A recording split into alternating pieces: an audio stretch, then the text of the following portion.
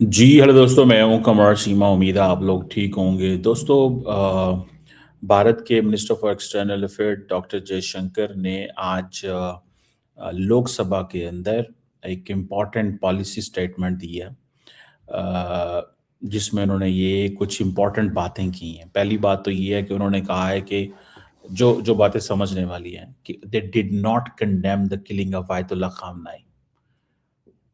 ना prime minister Modi ने किया, ना उन्होंने किया। So it means they stand with Israel. This is what they have come up with. एक तो बात आपको क्लियर होनी चाहिए, जो यूएस इजरायली स्ट्राइक्स है ऑन ईरान, उसको भी कंडेम नहीं किया। वो समझते हैं कि ये स्ट्राइक्स जो हैं ये ठीक है। They took a side, and that side is with Israel इस सिचुएशन के अंदर। दूसरी चीज इसमें ये इंपॉर्टेंट है जो मैं समझता हूँ, वो ये है कि ईरानियन स्ट्राइक्स जो गल्फ में हुई हैं उसको भी कंडेम उन्होंने नहीं किया। जो ईरान गल्फ नेशंस पे कर रहा है, गो के प्राइम मिनिस्टर मोदी जो हैं वो जब टेलीफोन पे बातें करते हैं अरब लीडर्स के साथ तो वो उसको कंडेम करते हैं। समझ रहे हैं बात को? जब वो उनके साथ फोन पे बात करते हैं तो कंडेम करते हैं, वैसे नहीं करते। तो ये चीज़ें जो हैं वो बेसिकली, क्योंकि अब इंडिया जो है, इंडिया ने एक चीज़ तो उन्होंने की है कि उन वो पैनिक नहीं हुए। जैसे हमारी यहाँ पे तेल की कीमतें बहुत ज़्यादा बढ़ गई। That is very important. उन्होंने उन्होंने अपनी तेल की कीमतें नहीं बढ़ाई।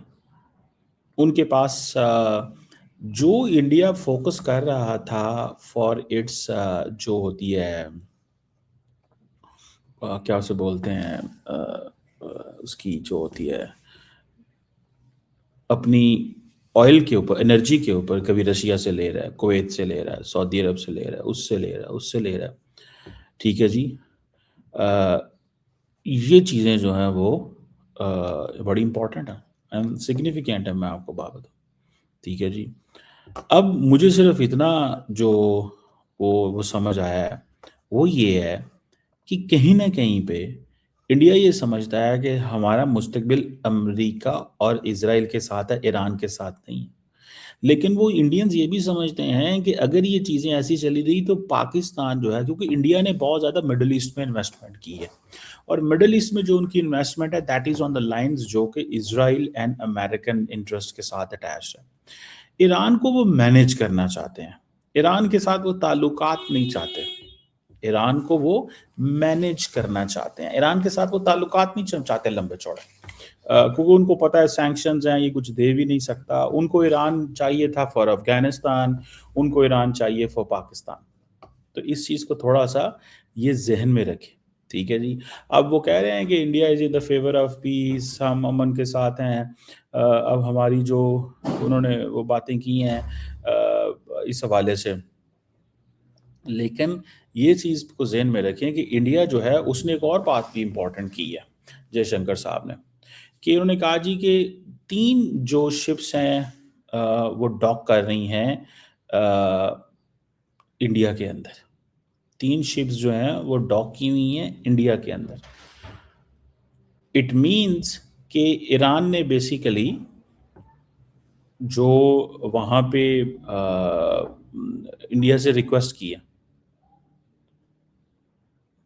सो और दूसरी बात उन्होंने ये भी की है कि जो ईरान की लीडरशिप से राब्ता नहीं हो रहा, लेकिन अरागची से जो बात है वो हो रही है।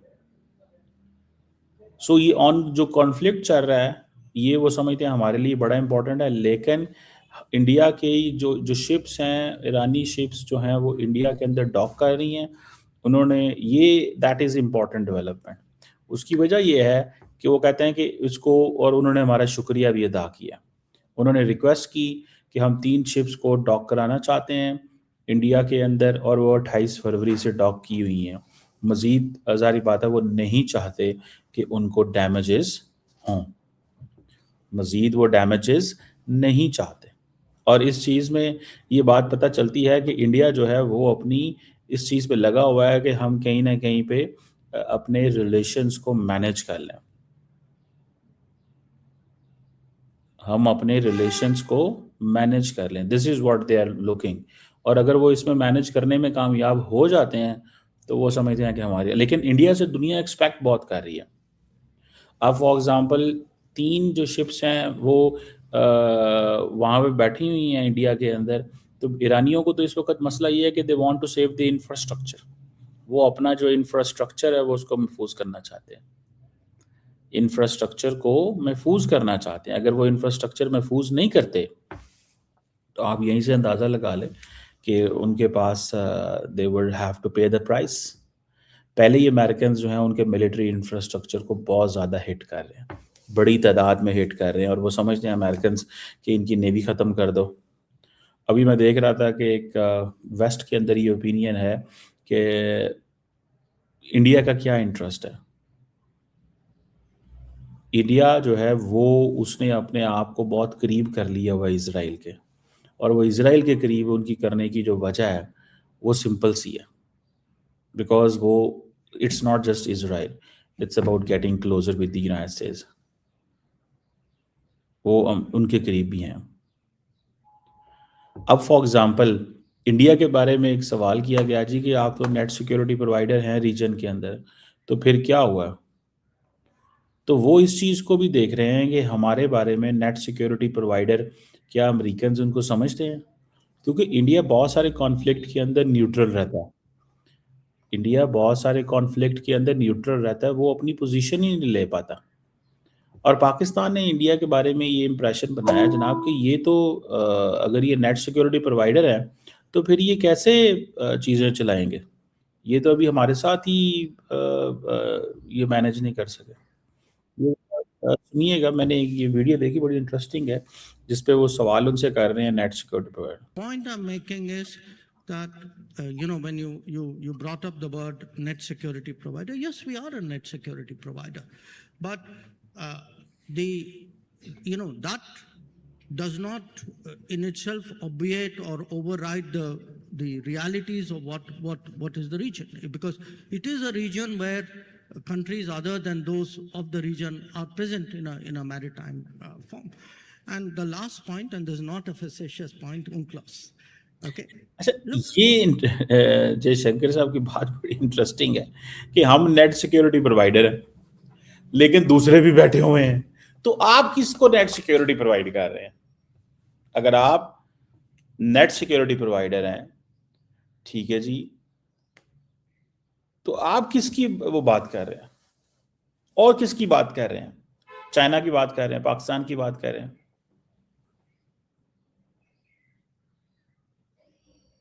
सो मुझे ये सवाल जो है ये बड़ा खटका है इंडिया की जानब से कि इंडिया को जितनी वो जैसे कहते हैं ना ताकत से बात करनी चाहिए, इंडिया उस तरह अभी नहीं बोलता, और वो वेट कर रहा है, और वो बेसिकली चाइना को भी इस हवाले से देखते हैं। वो चाइना को भी देखते हैं, वो कहते हैं ठीक है, जब चाइना नहीं बोल रहा with all that military capability, China नहीं बात करता विद ऑल दैट जो उनके पास ताकत है, तो हम क्यों इसमें एंगेज हों? कि हमें क्या मसला है? ये सुनिएगा एक और। If you're asking me a serious question, I'd give you a serious reply. If you're asking me a non-serious question, I think I leave it. This is a non-serious question that we are not the net security provider of the region, or are we rethinking that position? It is. I think any serious question has to take into account what is the ground or the water situation out there. Yeah. Okay. Since you mentioned Diego Garcia, making is that when you brought up the word net security provider, yes, we are a net security provider, but that does not in itself obviate or override the realities of what is the region, because it is a region where countries other than those of the region are present in a maritime form. And So, the last point, and there's not आप देख रहे हैं, so India की जो position है उसमें बहुत ज़्यादा नज़र आ रहा है कि they can't take a decision, they want to do a lot, they want to say a lot. सो मेरी इसमें असेसमेंट थोड़ी सी इस तरह की भी है कि इंडिया की जो गवर्नमेंट बात कर रही है ना, ये जो लीडरशिप बात कर रही है, majority of what they say is for the domestic consumption. ये सारी की सारी अपनी foreign policy, national security, military hardware, military muscles जो हैं वो दिखाते हैं to project the power to the people. लोगों को अपनी वो उसमें दिखाते हैं कि पाया वेखो ਅਸੀਂ बहुत जड़ा ना ढाडे हो के गए साढ़े को बच के रहना, ठीक है, हमने ये कर देंगे, खिंच देंगे, फड़ लांगे, चुक देंगे, you are getting my point. तो वो एक जो पॉइंट है ना वो मुझे नजर आता है, लेकिन बियॉन्ड दैट ऐसी कोई बात तभी।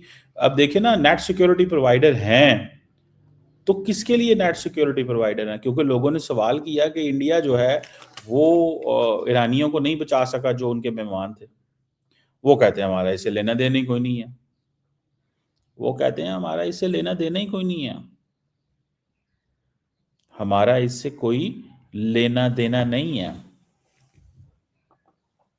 सो ये भी सवाल की हमें समझ आती है कि हाँ यार, ये तो ये बात कर रहे हैं हमारा इनसे कोई लेना देना नहीं है और हम ऐसे हैं, हम वैसे हैं। तो इंटरेस्टिंग डेवलपमेंट है बाय द वे मेरी तरफ से बड़ी। मैं क्योंकि मैं इंडिया वॉचर हूँ, बहुत करीब से देखता रहता हूँ, और ये जो 3 शिप्स हैं, ये भी मैं समझता हूँ इंडिया ने बहुत बड़ा स्टेप लिया है वैसे, टू बी ऑनेस्ट, लुकिंग कि ये किस तरह हैं, लेकिन वो कहेंगे अब हमारे ये मेहमान हैं, क्योंकि इनको पता है द मोमेंट हम इंटरनेशनल वाटर्स में ईरानियों को पता है तो हम निकलेंगे तो हमें ये मारेंगे। तो उससे अच्छा ये है कि इंडिया से पनाह ले लो। इंडिया अपने आप को अमेरिका का पार्टनर भी कहेगा, अमेरिका को कह भी देगा कि यार ये आप प्लीज ना करना, नहीं तो हमारे लिए मसला मसाइल बन जाएगा। समझ रहे हैं? तो ये एक पॉइंट है। वेरी इंटरेस्टिंग सिचुएशन है फ्रैंकली स्पीकिंग इस वक्त, बहुत ही इंटरेस्टिंग सिचुएशन है। और मैं इसको आई कैन सी दिस कि ये इंटरनेशनल सिस्टम जो है वो सारे का सारा चोक हुआ पड़ा। नेशंस हैव टू, अब मुझे बताएं हमारे जैसे जो पावर है, मिडिल पावर है, छोटा सा मुल्क है, अब हमें आप देख लें कि हमें what we have to you know do, हमें क्या क्या नहीं करना पड़ता, हमें बड़ा केयरफुल रहना पड़ता है। हम उस तरह नई चीज़ें कर सकते जिस तरह और मुल्क है। इंडिया इतना बड़ा मुल्क है। मैं तो आपको एक सेंट्रली एक सवाल उठाता हूँ and I want someone to answer me this. American जो हैं दे इन्वेस्टेड, अमेरिकन से प्रॉमिस किया इन्होंने, अरबों ने, कि they will invest about $1.5 trillion की इन्वेस्टमेंटें करने जा रहे हैं। ओके, मुझे ये बताएं उन $1.5 ट्रिलियन की अमेरिका में इन्वेस्टमेंटों का क्या निकला कि अगर वो $1.5 ट्रिलियन जो है वो कुछ दे नहीं सका था, क्या वो अमेरिका को रोक सके ईरान पे हमला ना करो? पहली बात। दूसरी बात ये है कि इकोनॉमी किसकी तबाह हो रही है? अरब ममालिक की ना। एविएशन इंडस्ट्री बंद पड़ी है सर जी, एविएशन इंडस्ट्री बंद पड़ी हुई है, एविएशन इंडस्ट्री खत्म हो रही है वहां पे। एविएशन इंडस्ट्री का कोई स्कोप नहीं है, एविएशन इंडस्ट्री बिल्कुल खामोश पड़ी हुई है। उनको पता है इस चीज का कि यार हम क्या करें और क्या ना करें, तो लाला खामोशी वहां पे चल रही है। लोगों का रोजगार वहां पे, सारे लोग बाहर से आए हुए हैं। अब पाकिस्तानी जो हैं वो कह रहे हैं कि और इंडियंस इंडियंस का इतना कैपिटल फ्लाइट है to all these nations. Indians का कोई थोड़ा कैपिटल फ्लाइट है टू ऑल दीज नेशंस, बहुत कैपिटल फ्लाइट है। सो इस चीज को भी थोड़ा सामने रखने की जरूरत है कि ये जो कैपिटल फ्लाइट है, और ये सिर्फ इंडिया से नहीं है, पाकिस्तान से भी है भाई।